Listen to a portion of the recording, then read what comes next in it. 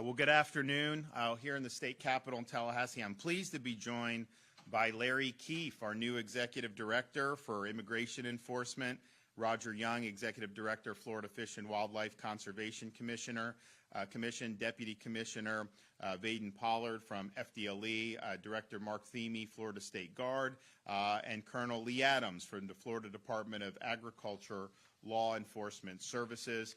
We have been focusing like a laser beam on immigration enforcement. The states and locals have a key role to play in assisting the Trump administration in making good on this important mandate that they received from voters in November.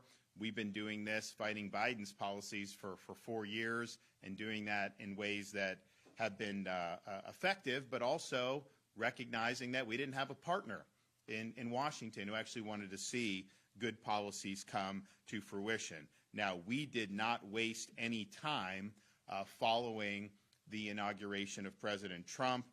In January, the state of Florida signed a memorandum of understanding between the Florida Highway Patrol and Immigration and Customs Enforcement to help facilitate continued partnership to fight illegal immigration and trafficking on our state's highways.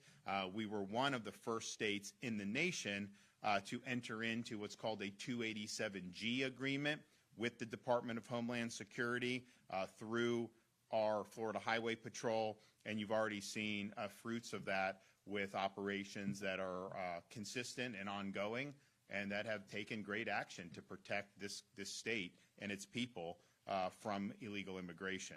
And of course, here last Thursday, we signed legislation that makes Florida the strongest state in the nation for state and local cooperation with federal immigration enforcement.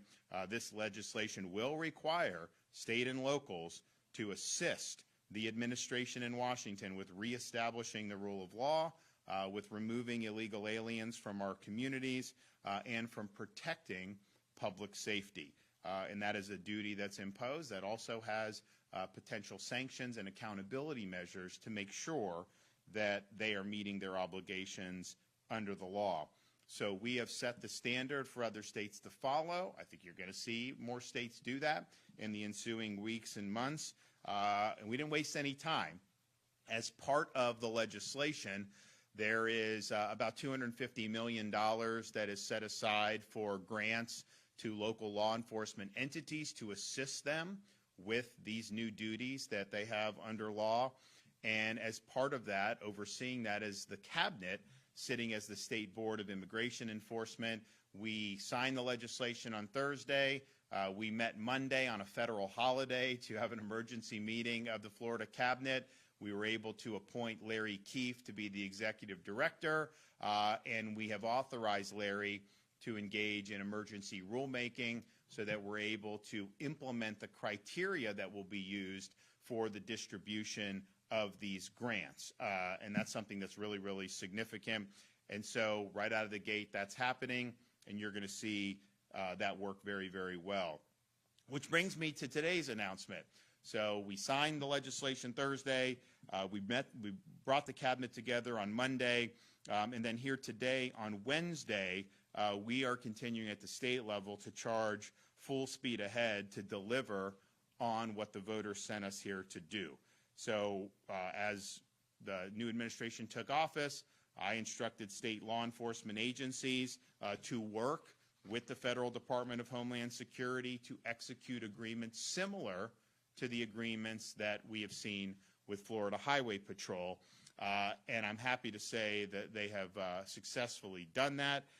We also can report that under the direction of Commissioner Simpson at the Florida Department of Agriculture, that the Florida Department of Agriculture Law Enforcement has also reached a memorandum of understanding to assist with operations from Immigration and Customs Enforcement. So these are similar agreements to what Florida Highway Patrol entered into with ICE last week. FHP followed through on that, of course, and they have a full 287G agreement. This is the way that you're doing. Our state law enforcement officers will now be able to fully cooperate with U.S. Homeland Security authorities via this 287G program. Now, this is something that's been in law, I think, since the 1990s. it lay dormant under the Biden administration. This was not something that they supported, and it was something that they actively worked to subvert. And so if you wanted to do full 287G, they didn't provide the training or any of the resources that would be necessary to be able to do this. So now the 287G is being revived.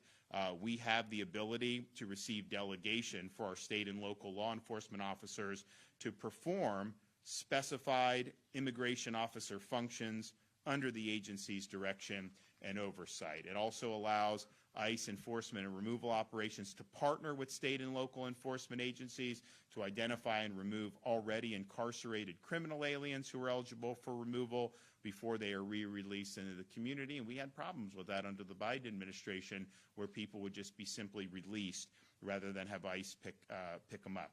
This agreement will give FDLE, FWC, Florida State Guard, and the Florida Department of Agriculture expanded power and authority to interrogate any suspected alien or person believed to be an alien as to their right to be in the United States. And of course, with the legislation we signed on Thursday, it is unlawful to enter the state of Florida as an illegal alien.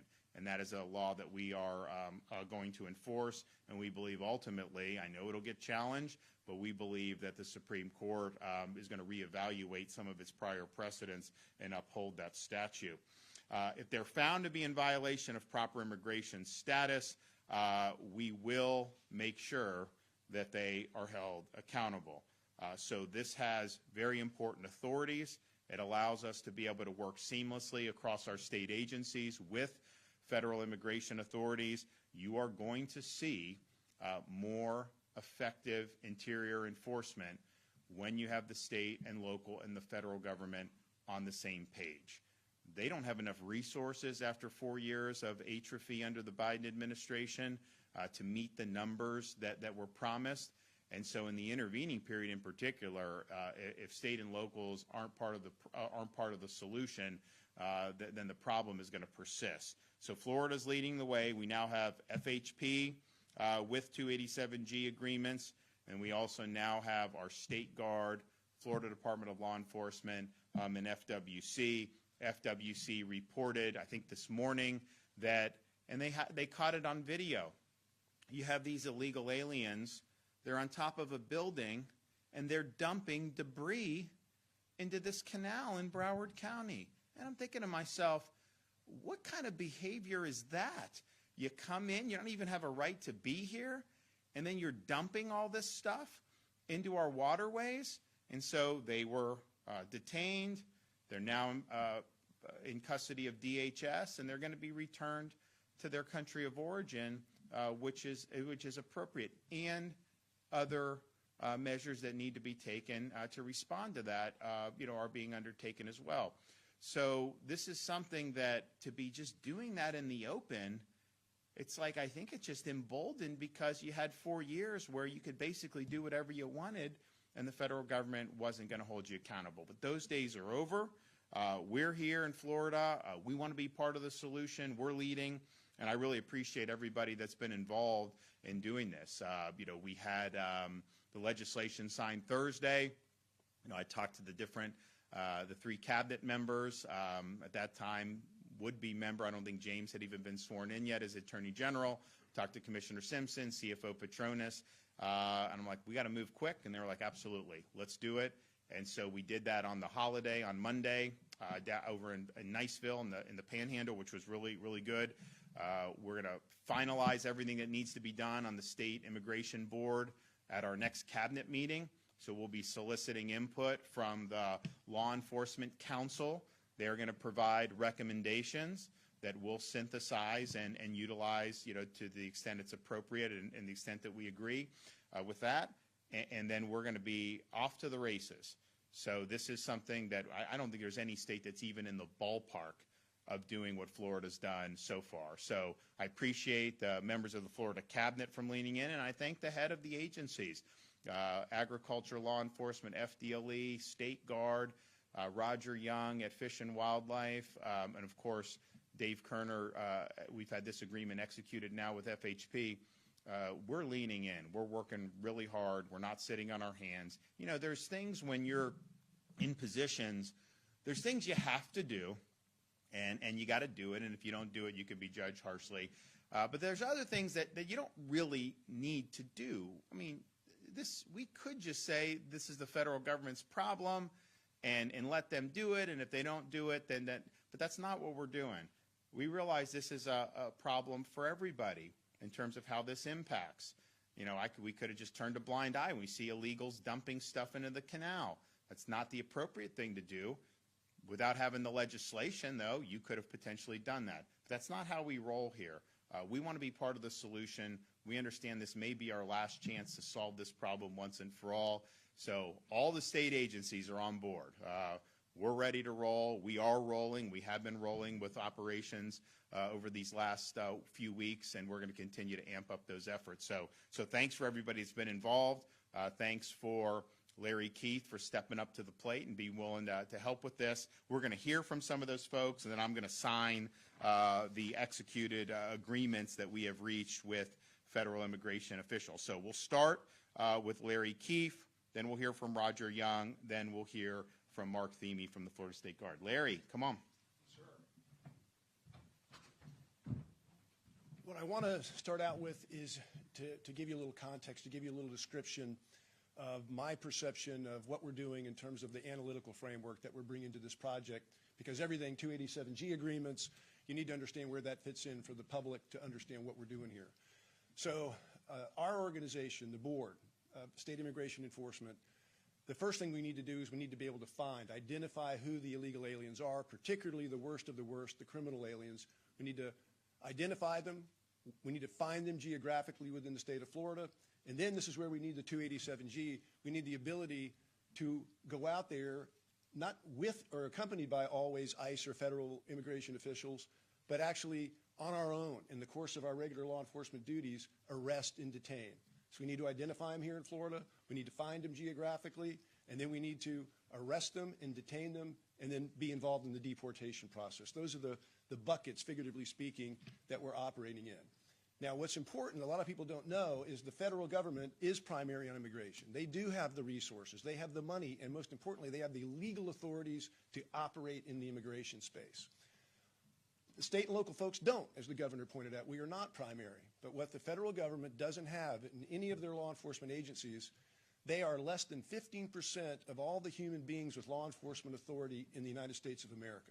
Less than 15%, and I know that. I was a U.S. attorney in the Department of Justice in the Trump administration, the first Trump administration, and that was a key component with the feds. You have authorities, you have resources, but you don't have the people.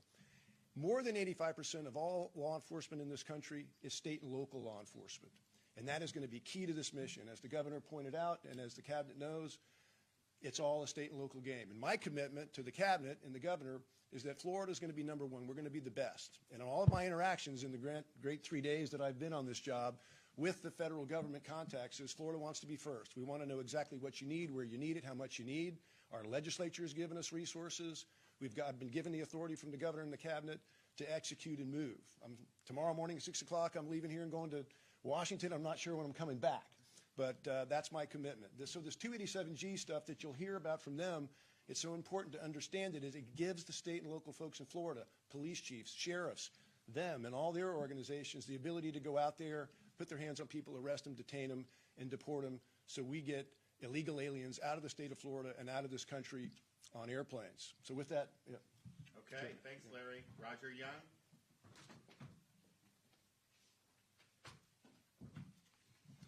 Thank you, Governor. Thank you, Director. It's an honor to be here with this fantastic leadership team and just to be a part of this historic partnership that we're all working together to combat illegal immigration. And I'll say this, Florida does it right in so many realms when it comes to law enforcement, working together, whether it's natural disasters or responding to combat illegal immigration or keeping our people safe on a daily basis through general law enforcement. We check our egos at the door, we work together, and it's all about getting the job done and keeping people safe. Governor, under your leadership, we have increased surveillance and interdiction and our capabilities to deter maritime illegal immigration. We've expanded collaboration with our federal agencies and intelligence sharing and joint operations, and we continued to rapid respond deployments to areas of increased migrant landings and border security threats, which keeps our state and our country safe. Continually, we stop, currently when we stop a migrant vessel at sea, we have to wait for federal authorities to arrive at the location on the water, which could take some time. This creates various obstacles and issues for officers on scene. Oftentimes, migrant vessels are overloaded, in danger of sinking. They also possess an officer safety risk, as we have experienced. A lot of these migrant vessels are occupied by 10, 20, sometimes up to 50 migrants, and with usually only 2, 3, maybe officers on board. This creates a safety risk at the point of interception. With the implementation of this new legislation and the 287G program, we will no longer have to wait for federal assets to arrive to help us with this situation and to transport individuals for processing. We, along with our state and local partners, will now be able to detect, detain, and then transport to be processed for deportation those that illegally enter through our waterways in the state and our country. This is going to be an outstanding asset to have moving forward. These incidents will be safer, they will be more efficient, and they will be widespread with advanced training and additional authority under this new legislation in the 287G program. So with that, we stand committed to supporting Governor DeSantis' efforts to protect our borders and look forward to working with Director Keefe and all of our state partner agencies and locals on the mission of combating illegal immigration in Florida. Thank you. All right, Director. Good afternoon, ladies and gentlemen, and Governor, thank you for once again serving as a vanguard on such an imperative state and national matter. Through your courage and tenacity, Florida leads the way as a rule of law state in illegal immigration enforcement. I also want to thank the Department of Homeland Security and U.S. Immigration and Customs Enforcement for entering into this strategic partnership with the Florida State Guard, investing in us these specific authorities, enabling a whole-of-government approach to combating illegal immigration. We will utilize all available forces, resources, and authorities granted to the Florida State Guard under Florida law and the provisions of this agreement. The Florida State Guard is organized, trained, and equipped as an air, land, and sea capable joint force that augments local, state, and federal law enforcement task force operations, from offshore maritime surveillance, maritime interdiction, to inland counter-trafficking and countering illegal immigration. Your Florida State Guard provides year-round, time-sensitive ground, maritime, and airborne capabilities in conjunction with other state agencies.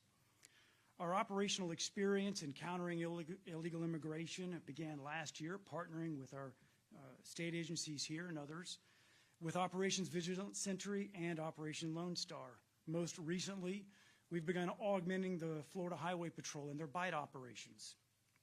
A few examples of the capability areas which we are contributing to this fight include our aviation, maritime, and special missions units, which have been working alongside FDLE, FWC, Highway Patrol, and National Guard over the past year. Some examples include approximately 6 credentialed law enforcement officers within our special missions sworn unit, 11 fixed-wing and rotary-wing aircraft and crews with sophisticated all-weather overland and over-water surveillance, mapping, cell phone locating, state law enforcement, and satellite communication systems. Our 15 boat teams include 4 very capable law enforcement variants that are offshore, high-speed, and long-range. Our 20 UAS teams include 4 advanced systems that are beyond visual line of sight capable. Governor, teammates, ladies and gentlemen, your Florida State Guard is mission capable, and we are all in. We stand ready to protect and defend against all threats to public safety. And illegal immigration presents a multitude of threat vectors which must be eliminated. Thank you for the opportunity to share in this lawful duty, and I look forward to contributing to a rapidly successful outcome. Governor? Okay, great job. Okay, so I'm going to formally sign these.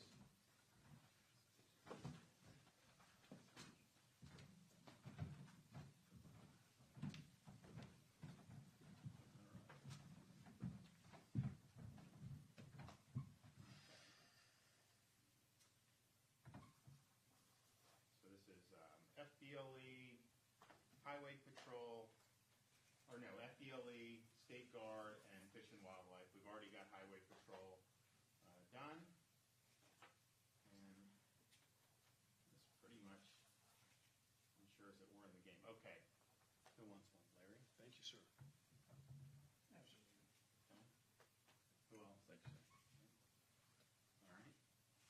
then agriculture is also, they have an agreement. Have you guys signed it yet? Or? Yes, sir. Yeah, so their agreement's signed. So Florida Department of Agriculture, 287G, state agencies that are under governor command are also locked and loaded and done. And, we're looking forward. So this is what it means to be in the game. This is what it means to lead and to be part of the solution, not just sit on the sidelines and use this for campaigning, but to actually say, we're in office, let's do something about it for once. So thanks to everybody involved, and this is another good day, and we're going to continue to work really hard on this issue. Thanks, guys.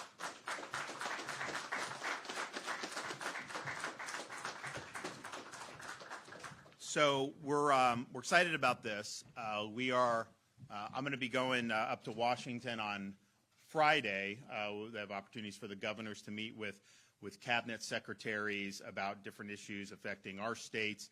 Obviously, the immigration stuff we've been out ahead of. There may be some things we need to discuss, but I think by and large we're working very well, working in sync with the folks up there. One of the things that we're going to be looking for is support for the Department of Commerce to delegate us the ability to manage our red snapper in the Atlantic, just like we do in the Gulf. How is it that you have 105 days of Gulf red snapper and 2 days of Atlantic? Are you telling me that the populations are that? Of course they're not. It's bad data, bad science that the feds do. We've been delegated this, and it's been a big, big success in the Gulf. And I know people in the Atlantic, our anglers, will be really, really happy if we were able to get that done. So that'll be on the agenda. The other thing will be on the agenda, and I've mentioned this earlier, we have invested record amounts in conservation and environmental stewardship, but particularly with respect to restoring Florida's Everglades. If you look at what we've done on the reservoir south of Lake Okeechobee, we did the STE. We were ahead of schedule. We obviously have reservoirs on both sides of Lake Okeechobee. We've raised the Tamiami Trail. We're doing all this stuff. We're happy to do it. It's made a big difference already. It will continue to make a big difference. But you have the main reservoir is under the Army Corps of Engineers. It's behind schedule. So our request is going to be just block grant us the money, cut the Army Corps out, and let us build the damn thing. We'll get it done a lot quicker. We will do it a lot better.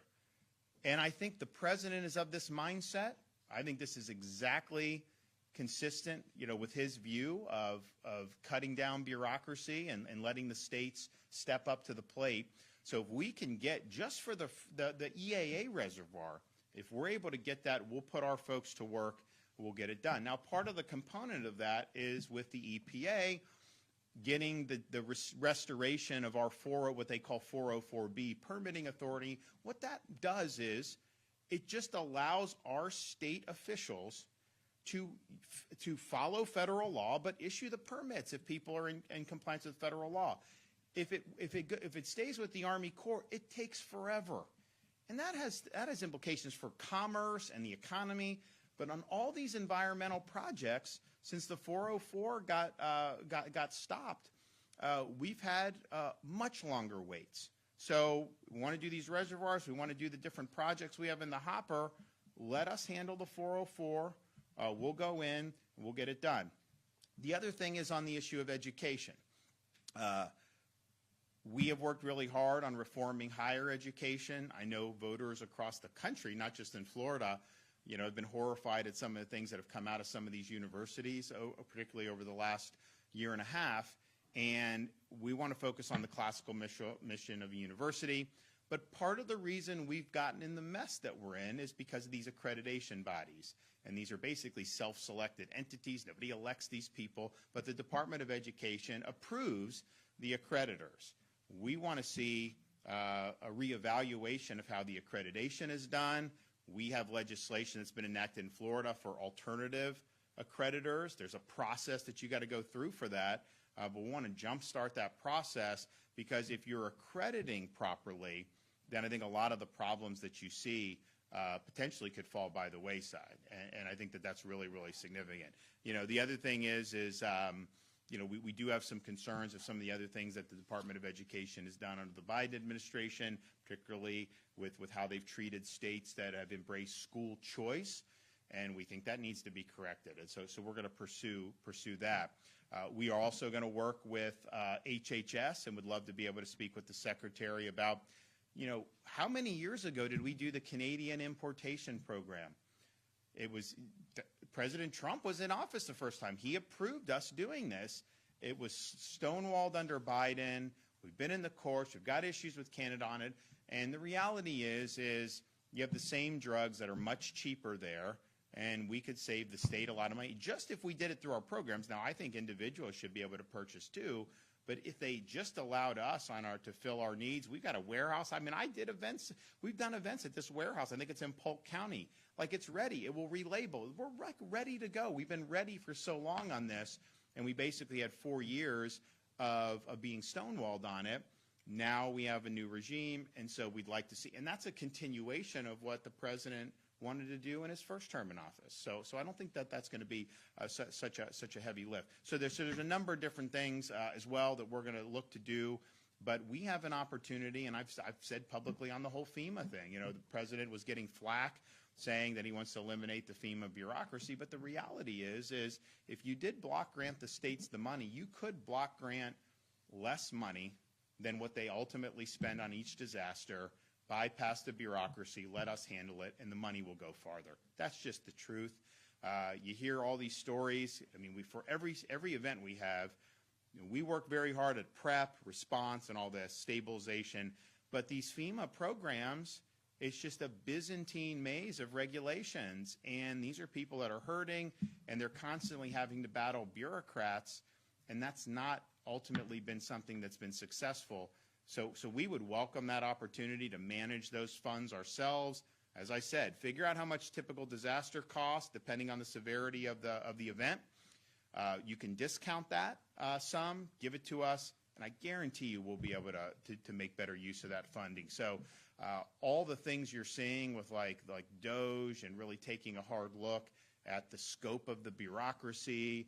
I know they're trying to reduce positions across the bureaucracy. They're finding a lot of these contracts and grant programs. I think it's been very, very positive. I think this is a very healthy exercise. But ultimately, we've got to put this into practice. Whatever they can do unilaterally to empower the states, we're going to ask for. But some of this may require Congress to get on board and to actually be part of the solution. You can identify all this questionable spending, and they've done billions of dollars they found. And some people go, well, that's not that much compared to what's spending. Like, I'm sorry, it's tax dollars. Anything that's improper should be. It doesn't matter how small. I think you would want to do that. But ultimately, Congress is going to have to be the one that's going to codify this stuff. And if they're not willing to do it, then the Leviathan's just going to continue to live on. You may need Congress to act on some of the delegations to the states. I mean, I hope they can do it by executive action from the White House, but the reality is, I mean, I don't know. The reservoir, does that need to be put in the WRDA bill? Does it not? Who knows, but it may need to be. And if it does, we hope Congress will want to act to be good partners with the Trump administration on empowering states. Okay, any questions? Governor, how much do you want local law enforcement to prioritize detaining unauthorized aliens who are not actively committing a crime? Well, I don't know. I mean, they have a response. They are committing a crime in Florida if they're here illegally. So we made that clear with the legislation that was passed. Entering Florida illegally as an illegal alien is a criminal offense, and so you will be held accountable for that. How ICE is going to handle some of these detentions, what our role is going to be, I think we're going to work all those out. There's going to be training that's going to take place for all of our state agencies. I know the sheriff's departments are going to have to undergo. The police chiefs, we're appointing these police chiefs. We're going to appoint ours today. If it hasn't gone out yet, you'll see that very soon. And so we're going to be working through all these things. Now, one of the things that some of the money can be used for is for some of the detention operations. Now, as I've said on the beginning, we are not going to just displace what the federal government's responsibilities are. We are assisting and amplifying the federal government's responsibilities. And so, we expect them to be shouldering most of the responsibility on the detention of illegal aliens. I think what we want to do is, we have the provision where you can have the bail denied. You have the ability now to conduct operations once they are deputized and have training. But I think our hope would be that we can swiftly turn them over to ICE custody rather than us having to be, kind of the clearinghouse, a boarding house for this indefinitely. We understand in certain situations, we're going to need to be there. We're not going to release anybody that is a problem if ICE is not available at the time. But I think the default is ICE has this role, DHS has this role. We'll help, we'll supplement, but not displace. President Newsom is getting confirmed tomorrow by the Board of Governors. Why do you think more schools are choosing former lawmakers to lead them in Florida? I don't know. I mean, I think when I mentioned there's been problems with ideological indoctrination in higher education. We've seen things that I had never thought were possible, like at Columbia University, just really, really detestable ideology and conduct, but particularly the conduct. And so I think people want to know that if you come into one of these positions, that you stand against the indoctrination bent that some of these universities have been, a lot of the universities have done over many decades. And so if you have a record of having done that in public sphere, then that probably gives confidence that you're going to be able to do that when you're the president of a university. If you don't have a record as having done that, then the question is, do you get there and then you get captured by the forces that are there that have kind of done? I mean, you have some of these people that are protesting the former lieutenant governor, and I'm just thinking to myself, like, wait a minute, you don't get to run the show here. That's not the way it works. And I think there's this idea that somehow, that the faculty, segments of the faculty, factions of the faculty, that they should just be able to dictate how this goes. These are institutions funded by tax dollars, very handsomely funded by tax dollars, mind you. Look at what universities were getting when I became governor versus now. It's been a lot of money that we've provided. We believe in the mission, but we also have a responsibility to make sure that they're operating in ways that are consistent with the state's best principles and best ideals. So when you have somebody that has already proven that they have a dedication to classical mission of the universities, that they have opposed efforts to use universities for ideological indoctrination, I just think it gives people a little more confidence that they're going to do that as they go in. The worst thing to do is you appoint someone, there's a mission, and they basically just get captured by folks that don't want to see the mission complete, and then we kind of keep trudging on. And look, FIU's done a lot of good things. I've gone and spoke at the Adam Smith Center. I mean, they've done a lot of positive stuff, but I think everyone wants to continue to see progress on this front. And so I just think people have a sense of, okay, we kind of know the direction you're going to go. It's the direction, quite frankly, that Florida voters have been very favorable towards in the last many elections, and so we want to keep moving in that direction. One of your appointees at UWF has faced some pushback in the Senate, with one senator calling him yesterday, Scott Yenner, one senator calling him a misogynist and a bigot. Who said that? I believe it was Senator Fine. Would So you consider I stand behind the appointment of Scott Yenner. He has been a champion for the types of reforms at universities that we need, trying to drudge up statements and, quite frankly, distorting things. I mean, he's been attacked for being a Zionist and being too pro-Israel. I think all these things are very flimsy, and let's just consider the source. I mean, that same senator called me anti-Semitic, okay? The guy that went and did a cabinet meeting in Jerusalem, the guy that has signed anti-Semitism legislation, the guy that has led the fight against BDS, not only with Airbnb, but Morningstar and Ben & Jerry's and all these things, the guy that's helped with all the money for security at Jewish day schools, the guy that's done universal school choice. So I think that's just, it's misplaced criticism. I think it's part of a separate political agenda. But if you want to see the University of West Florida thrive, and I mean, look, if you look under the hood of that university, they're doing things like gender ideology. They're doing the type of stuff that should not be done at any universities in Florida, but particularly in the most conservative part of the state.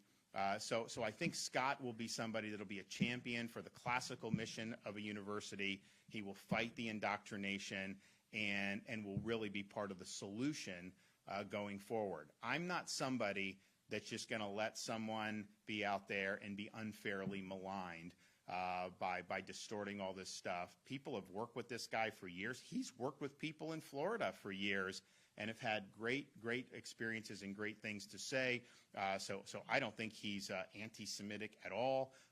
And I think that we got to get beyond trying to drudge up and trying to smear people based on mischaracterizing or bad faith interpretations of what they've done. And, I'm not leaving anyone on the battlefield undefended. If you're willing to step up and serve and you're somebody that's a reformer, we want to see you do good. But I've told some senators, just talk to them, bring them in, interview them. Like, you have an important role. If you honestly see something, then that's one thing. But to go off innuendo and some of this stuff, I don't think is good. So, we stand behind the appointment 100% and look forward to him being able to talk to the members of the Florida Senate. On the session, less than 2 weeks away, you previously laid out a lot of things that you would like to see them do, including ballot initiatives, which you said you think you've got buy-in from them on that. You also made some suggestions on condos. You actually have a plan to use the SBA to sort of help out the associations. It doesn't seem like that's getting any traction yet.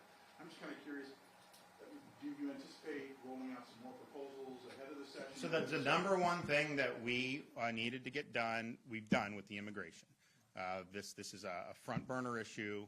We've worked on it a lot, but now with Donald Trump being president, it's like we're either gonna get it done or we're gonna go home. So we were gonna get it done, and we did get it done. I felt there was urgency, and the legislature obviously responded. We had a little bit of back and forth, but the reality is we got what we needed to do to defend the state and the citizens and to be part of the solution. The ballot, the petition fraud, and making sure that is reformed so that this process doesn't run amok is something that's very important. I absolutely think you'll see the Speaker and the President of the Senate work towards enacting really strong reforms in that respect. I do think that that's something that's very important. We got to get that done. And look, on the condos, we've not been prescriptive. We've solicited input. We've provided input to the legislature about here's what some people are saying. But the original law was not anything I was involved with. There are things I get behind, and we work with them, and we try to negotiate good products. This was not one of those where we were involved. I was criticized for not being involved. People said that I was trying to tank it because I wasn't involved. But the reality is I didn't know what the right answer was. This was in the shadow of Surfside. There was a lot of emotions. It was a good faith effort. If we can do legislation that would prevent that, obviously we would want to do it. But I think the concern has been even though the legislation was well intended, it's having some serious ripple effects and it's imposing costs in situations that is not like the integrity of the building is at stake. And there are things that maybe should have been done before. But the question is, do we want to just have transparency, accountability for HOAs, and then let people make decisions, or do we want to be overly prescriptive? And the bill that's in law is prescriptive. So I just want people to be able to make ends meet. If somebody is going to potentially have to be forced out, if there's something we can do to prevent that, I want to do that. But I don't have any hard and fast demands on this. I just want to listen to people. We have done that. We've listened to people around the state. I know the Senate has brought people in to listen. And so we want to make sure that folks have a shot here and that there's not unintended consequences allowed to take hold. That's all it is, and we just want to do that. But how we do, you have ideas. Some ideas are good. Some may not make it to the finish line. There are things that are legitimately have some concerns about when you think through how it would be implemented. There's others, there may just be a policy difference, right, in terms of how you're doing it. But I do think that we should just listen to folks. We should not want to see anybody be forced out of their condo because of regulation. And look, if one of these buildings is truly unsafe and is not going to be able to stand, well, obviously we don't want to ever see Surfside. But I think that there's there's probably a gap between, what you would need to do for the transparency and things for a Surfside situation and then some of the costs that are being imposed. So I just have a concern about that because I think people want to stay in their condos. I know there have been issues with, it's really caused the market to change. And some people say, well, this should have been done a long time ago, that some of the HOAs have dragged. And I think that's true. But I also think like someone bought into one of these, they've been there for 20, 30 years, maybe they're on fixed income. Can they afford a crippling assessment right now? And I think for some people, the answer is probably no. And oh, by the way, I mean, we are living through the last 4+ years has been the most inflationary period in decades in this country. And it's affected almost everything people have to buy. I mean, we know the grocery costs have escalated dramatically over the last 4.5 years. We now have this issue with the eggs, with how they're handling the chickens. And these eggs are going through the roof. That's not easy for people. You've had so many other things that have gone up that having assessments on fixed income is really, really difficult. So I want to be positive. I want to work with them on this. I don't have you got to do this. I think there's different ways that you can approach this, but I do want to be there for folks if they're in a tough spot. Governor, DOGE is pushing for cuts on NASA's workforce. How do you think that's going to impact operations in the Space Coast? Actually, I think it potentially very much benefit us because what they should do is they should stop the project that is scheduled to start to spend $500 million on a new NASA building in D.C. when nobody shows up to work there anyways, or very few. It's like this big vacant building. Scrap that, pocket the $500 million, $500 million, and it probably will end up costing $1 billion knowing how these things work. Move the headquarters to Cape Canaveral. There's already renovations going on. They're already expanding. You can fit people right in there. I know the people at Kennedy, they want to have this, right? They want to have it there. You can have everybody there, and that could be the headquarters of NASA. I think you could do it because some of the D.C. people may not want to move there, and they give them that option. If they don't, then fine.